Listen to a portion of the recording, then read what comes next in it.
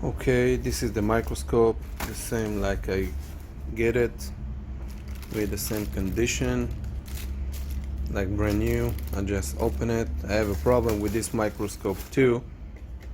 When I looking on board or main board or something,